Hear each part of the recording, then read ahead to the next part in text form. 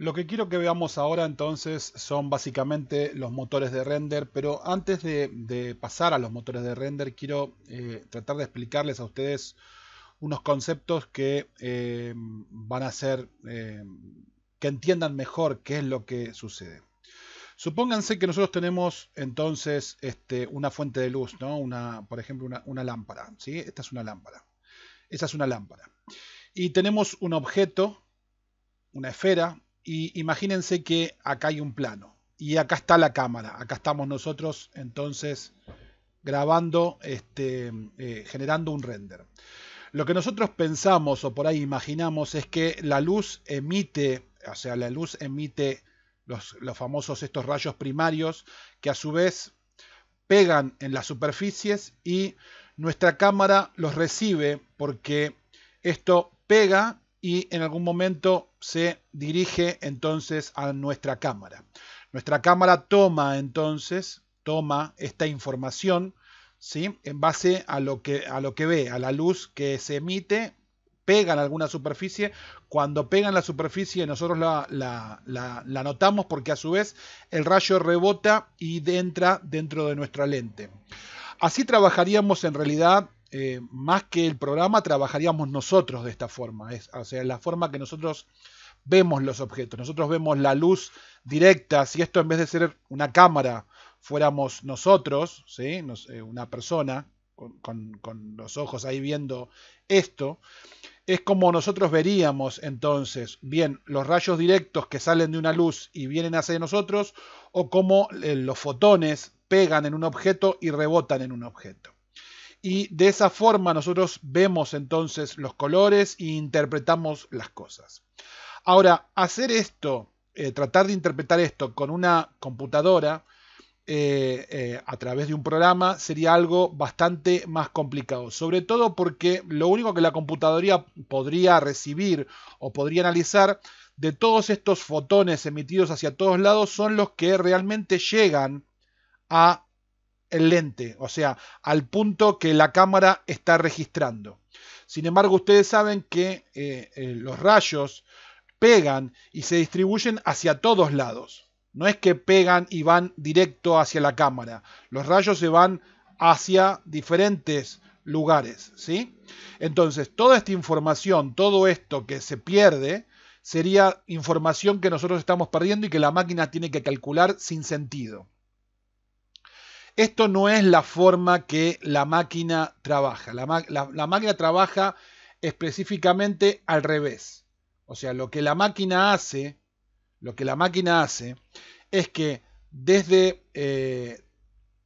la cámara, ¿sí? O sea, desde la cámara, si nosotros tenemos la cámara acá, ¿sí? Si esta es la cámara, y nosotros tenemos objetos, acá tenemos una esfera, y acá tenemos una luz, y acá tenemos el piso, la máquina, nosotros le indicamos cuántos rayos queremos que tire, o sea, desde la cámara salen los rayos, pegan en una superficie, este es el rayo principal o el primario, ¿sí? Y rebotan en la superficie.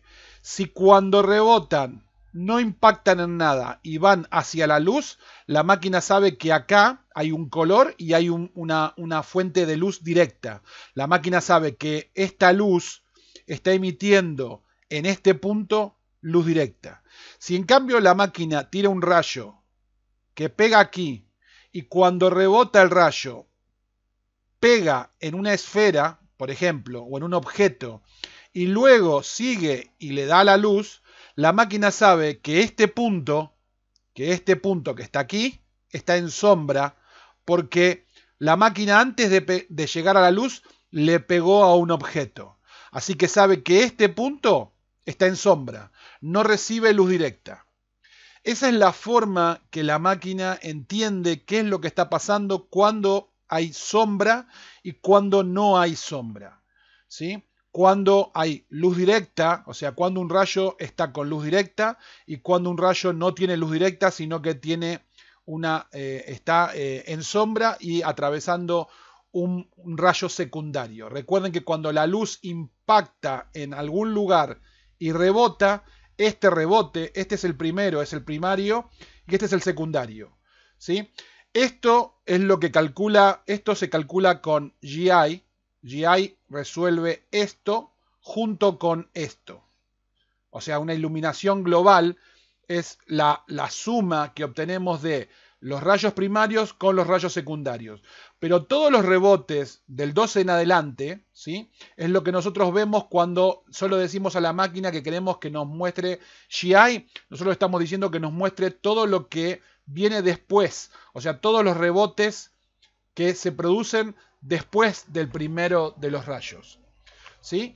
Y la información primaria, los primeros rayos, son los que todavía no han impactado en ninguna parte y salen siempre de la cámara, ¿sí? Los rayos los lanzamos nosotros desde la cámara por medio de los motores de render. Ahora, si nosotros analizamos los motores de render tienen un modo que se llama fijo, ahora lo vamos a ver, y un modo que es adaptativo. Cuando hablamos de un modo fijo, estamos diciendo que nosotros vamos a indicar un número fijo de rayos que queremos disparar desde la cámara. Nosotros tenemos la cámara y vamos a darles un número fijo, fixed se dice en inglés, de rayos que queremos que salgan desde la cámara. Estos rayos a su vez van a ir a tomar muestras, de los lugares donde impacten. Nosotros vamos a decirle qué cantidad de muestras queremos. O sea, si nosotros tuviéramos la pantalla y nosotros dividimos la pantalla, por ejemplo, en píxeles y decimos que cada uno de estos cuadraditos es un píxel, nosotros le podemos decir a estos rayos que queremos que tomen una muestra de cada píxel. O sea que cuando impacten y devuelvan un resultado, que nos digan cuántas muestras tomaron de cada píxel. Nosotros podemos decirle que queremos una de cada píxel, entonces nosotros pondríamos como sampleo, como muestras, pondríamos el número 1. ¿Sí? Nosotros estaríamos diciendo que en modo fijo nosotros queremos que vayan, golpeen la escena, la pantalla, y que por cada píxel nos tomen una muestra. Y esto va a tener, obviamente, va a ser devuelto por la computadora y va a decir, bueno, acá existe tanta luz, tal color, de tal forma, lo que fuera, ¿sí? Eso sería 1 por píxel. También podemos subir la cantidad de muestras y decirle que en vez de 1 le ponemos, por ejemplo, el número 2. Y V-Ray, para evitarnos entonces el escribir números gigantescos, lo que hace es que a todos los números que nosotros coloquemos de muestras, los hace al cuadrado. O sea que si nosotros ponemos 2, lo que va a hacer es tomar 4 muestras por cada píxel. Va a tomar 4 muestras por cada píxel. Si nosotros le ponemos entonces 3, la máquina lo que va a hacer es tomar 9 muestras por cada píxel, ¿sí? Con 3. Son 2, 4, 6, 7, 8, 9. Por cada píxel va a tomar 9 muestras, ¿sí?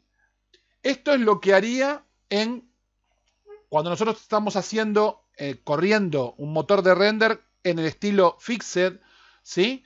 Y colocando, que calcule un sample, una muestra, 2 muestras o 3 muestras. En realidad no estamos diciendo 3 muestras, sino que es 3 al cuadrado, o sea, 9 muestras por píxel, en modo fijo. ¿Cuándo se suele utilizar este modo? ¿Cuándo se usa el modo fixed? Cuando nosotros tenemos en la escena gran cantidad de detalle o gran cantidad de zonas que tienen que ser analizadas, ¿sí?, por la variación que éstas tienen en su superficie. Eso significa que la escena tiene un montón de sectores donde continuamente la superficie cambia de colores. ¿Qué pasa si nosotros tenemos una escena? ¿Qué pasa si nosotros tenemos una escena donde la escena, por ejemplo, vamos a suponer que tenemos una pared, ¿sí? Tenemos una pared como si fuera una caja, ¿sí? Nosotros tenemos una escena así, donde, por ejemplo, esta pared es roja y esta es azul, ¿sí? Nosotros la diferencia de color, la diferencia de color la vamos a tener solamente acá, en el encuentro del rojo con el azul. Porque esta pared es toda roja y esta pared es toda azul. ¿Qué sentido tendría que nosotros vengamos acá a tomar 9 muestras, acá a tomar 9 muestras, acá a tomar 9 muestras, acá a tomar 9 muestras, si en todas estas muestras yo tengo el mismo color, es azul, y en todas estas muestras tengo el mismo color, es rojo? No tiene mucho sentido que la máquina esté perdiendo su tiempo tomando 9 muestras por cada píxel cuando los píxeles no se modifican, no tienen un color diferente. A raíz de esto se crea lo que se llama el modo adaptativo. ¿Sí? Adaptativo. ¿Sí? El modo adaptativo lo que hace es evaluar, fijarse dónde realmente vale la pena tomar 9 muestras, que sería entonces en esta zona, dónde vale tomar las 9 muestras y dónde no vale tomar 9 muestras. Entonces el modo adaptativo lo que implementa es un parámetro que se llama color threshold o umbral de cambio, umbral de modificación. La máquina lo que hace es mirar las muestras, mirar los cuadraditos que forman los colores, ¿sí? Y se fija en qué momento uno sobrepasa el umbral. Por ejemplo, yo le pongo el umbral, un umbral de color de 0,01. Entonces la máquina viene y se fija. ¿Acá es blanco? Sí, bien. ¿Acá es blanco? Sí. ¿Acá es blanco? Sí. ¿Acá es blanco? Acá supónganse que es gris. Si la diferencia entre el blanco y el gris supera en color el umbral 0,01, entonces la máquina acá, aplica más muestras. La máquina entiende que encuentra este punto. Entonces, acá aplica, supuestamente nosotros tenemos muestras mínimas y muestras máximas. Nosotros le decimos que muestras mínimas, que por ejemplo coloque una. Y que en muestras máximas coloque 3, lo que serían 9 muestras por píxel. Entonces la máquina evalúa y dice, bueno, ¿acá es blanco? Sí, acá es blanco, entonces coloco una sola. ¿Acá es blanco? Sí, es blanco, entonces hago una sola. ¿Acá es blanco? Sí, es blanco, coloco una sola. ¿Acá qué es? Acá es gris. ¿Supera el umbral? Sí, lo supera. Ah, entonces si lo supera, yo tengo que de alguna forma marcar esto. Así que acá coloco 9 y hasta acá también coloco 9. ¿Sí? Acá que sigue gris, entonces ahora coloco una. Acá que sigue gris, entonces coloco una. Acá que sigue gris, entonces coloco una. No supero el umbral entre estos dos. Entre estos dos es lo mismo y entre estos dos es lo mismo. Es el mismo color. Por lo tanto, no vuelvo a colocar 9. Esta es la forma adaptativa que tiene la máquina de interpretar qué es lo que está pasando en la escena. Todo esto es a fin de evitar que nosotros veamos entonces el problema que se genera cuando las muestras no son suficientes. Nosotros vamos a ver que cuando las muestras no son suficientes se producen lo que se llaman dientes de sierra. Si nosotros tenemos un objeto, nosotros vamos a ver como unos cuadraditos de píxeles, uno colocado al lado de otro, como si fuera esto. ¿Sí? Nosotros vemos esto. Y esto se llama dientes de sierra.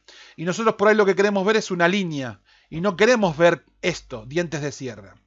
Para no ver los dientes de sierra, nosotros necesitamos hacer que las muestras sean mayores para que los cuadraditos acá, los cuadraditos que tenemos acá, se vayan interpolando de colores diferentes de gris, ¿sí? Vayan colocándose diferentes tonos de gris, ¿sí? Y que nosotros, al estar lejos, ¿sí? Nosotros esto lo veamos como una línea.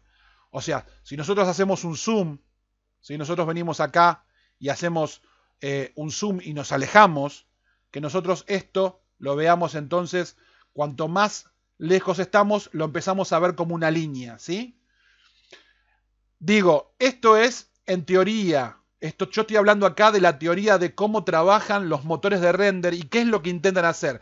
Intentan hacer que colocando más muestras, nosotros terminemos viendo una línea y no veamos los dientes de sierra. Por eso es necesario colocar más muestras. Cuantas más muestras yo coloco, mejor veo la línea. Si yo a esta línea le hago zoom, si yo me acerco y me acerco y me acerco, nosotros vamos a ver que esta línea tiene los dientes de sierra, pero los tiene tan pequeños. Las subdivisiones aplicadas acá son tan pequeñas, estas muestras son tan pequeñas, que en la escala que nosotros estamos, ¿sí? En la escala que nosotros estamos, la vemos como una línea que se ve bien. El motor trata de hacer exactamente lo mismo. El motor trata de colocar entonces muestras en donde necesite para que nosotros la línea la veamos perfecta y no veamos estos dientes de sierra. Por eso tenemos motores, los famosos motores de render, y los motores de render pueden ser del tipo fijo o del tipo adaptativo. Los dos tienen su razón de ser y los dos tienen momentos en que son es más útil utilizar uno que otro. Hay momentos que es mejor utilizar uno y hay momentos que es mejor utilizar otro. Lo que nosotros tenemos que controlar acá, nosotros como profesionales tenemos que saber determinar acá, es cuándo usamos uno y cuándo usamos otro. Y qué parámetro le ponemos como mínimo y qué parámetro le ponemos como máximo y qué umbral le ponemos para, por ejemplo, hacer los cálculos. Porque si nosotros ponemos un umbral muy grande, por ejemplo, si nosotros ponemos que el umbral en vez de ser 0,01, ponemos que es 0,5, por ejemplo, por más que yo acá le ponga que el umbral máximo es 100, ¿sí? Supónganse que yo le pongo 100 de umbral máximo, 1 de mínimo y 100 de máximo. La máquina va a venir a fijarse y que cuando la diferencia no sea mayor que 5, siempre va a aplicar 1. Entonces, si acá se viene y se fija y la diferencia entre estos dos colores no es mayor que 5, siempre va a colocar un píxel. Así que nunca va a aplicar 100. Va a aplicar 100 cuando sea excesiva la diferencia. Y si yo coloco un valor demasiado chico, como 0,001, coloco un valor demasiado chico, en casi todos lados va a aplicar 100. O sea, en casi todas partes, en las partes del render, va a aplicar entonces 100. 100 al cuadrado, ¿no? ¿Sí? O sea, en casi todos los píxeles va a aplicar 100. Que sería como que yo acá en fijo estuviera usando fijo y acá estuviera calculando con 100, ¿sí? 100 muestras en modo fijo. Sería lo mismo. No tendría no tendría sentido que sea adaptativo.